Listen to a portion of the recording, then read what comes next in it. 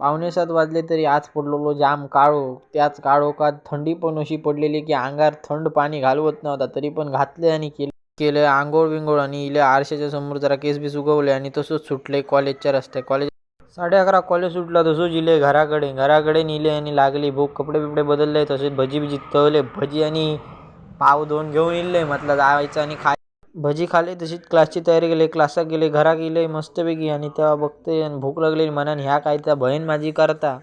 तर आपला बहिणीची कॉपी करूचो प्रयत्न केले. झाला बरा काय त्या सगळा, पण कसा तिने केलेला अलग असता आणि आपण केलेला अलग असता. करूक गेले गणपती झाला केळला.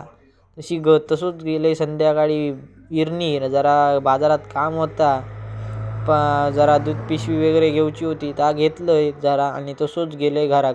हळूहळू कुडकुडे काढत गेले एकदाच मी घराकडे म्हणजे असं पोचलोय घराकडे आणि जो आरशाच्या समोर गेले जरा तुमका म्हटलं दाखवते थंडीत काय होते परिस्थिती. केस झाले एकदम असे ताट असे गवताच्या पात्यासारखे, काय बाबांनो सांगताला अशी थंडी. तसंच त्यात थंडीत गेले. मित्र सांगितल्यान चल जाऊया डंपरवर. आपला डंपर म्हटलं का आपलं जीव की प्राण.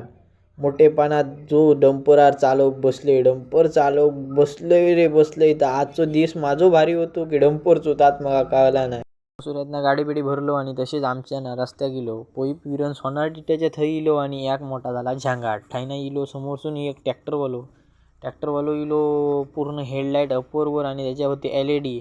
ते डोळ्यावर झोंबले अशी की त्याच्या डायरेक्ट आम्ही अंगार गेलो आणि तिने आमका काय काय बोललो वगैरे. जरा त्याचं ऐकलं आणि म्हटलं आता आम्हीच माफी मागायची आणि आपला म्हटला चलायचा.